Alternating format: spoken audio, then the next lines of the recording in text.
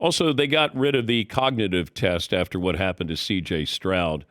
Um, Help me understand exactly, was this a smear campaign with C.J. Stroud? Was it leaked to embarrass him or have him drop?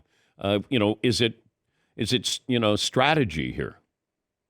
I think that's given whoever leaked it too much credit.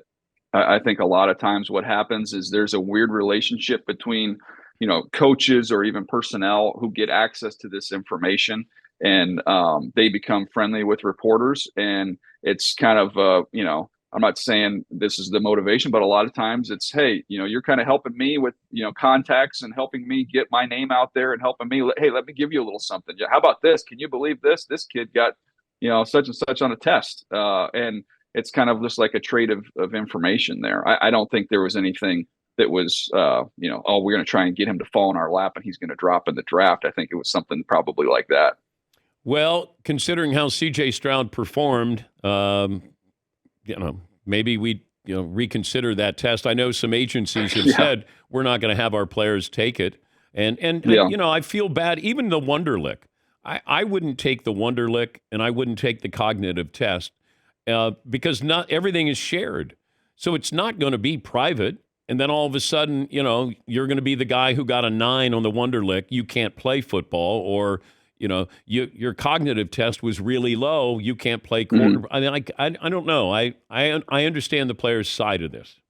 So I used to have to, at pro days, when you're scouting, you carry in your backpack a stack of Wonderlic tests, and the guys that hadn't taken them or hadn't been to the combine or at the pro day, you'd have to administer the test. So I come home from a pro day and I put my bag on the table and I kind of clean out my backpack, and these tests are on the table. My wife goes, "What's that?"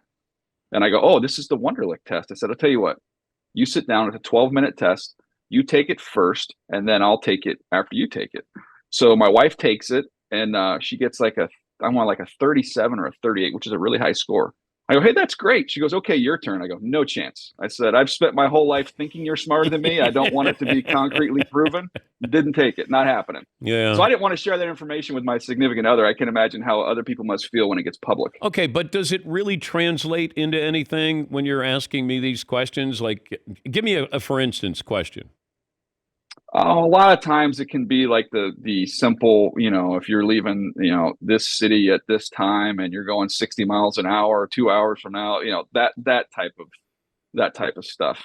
I don't know. I've never been a huge believer in that. I've been on teams where some of our lowest scores on that, because it would be on their draft card, or they have gold jackets hanging in their closet right now. So I never bought into that. But I think people, Dan, and whether it's the cognitive tests or whether it's a metric, whether it's the GPS data that we get now, whether it's a stat that these guys have, everybody's trying to find like okay, what's the code here? What's the cheat code for how we figure these players out? And it turns out there isn't one, man. It's not a science. There is not one, data point. There's not one question you get an answer and you're going to know who these guys are. It's a flip of the coin sometimes, man.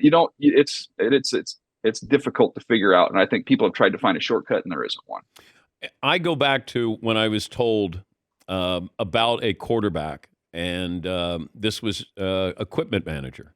And he said, "Wait till you get a load of this guy." And I go, "What do you mean?" He goes, "Doesn't put in the time, doesn't put in the effort, and wasn't well liked, and he's going to go high in the draft." And then I immediately thought, I wonder how often people do background checks from the standpoint of, the equipment guy, team manager, any of those things. And I know that it puts them in a tough spot, but you do want to find out about this guy somehow, some way. Hey, do your teammates like you? Like, it seems so simple. Your teammates like you. And in this case, he proved to be correct in what he was saying about this player who didn't turn out to be a successful quarterback in the NFL. Yeah, I've always found like these combine interviews, I would learn more about their teammates than I would about them individually, because they're going to have all their canned answers. They've been training. They've had people telling them what to say to all these questions.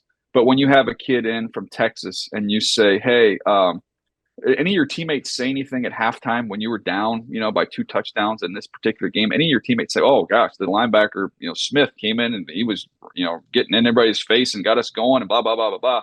And I've learned more about his teammate than I did about him in that 15 minutes.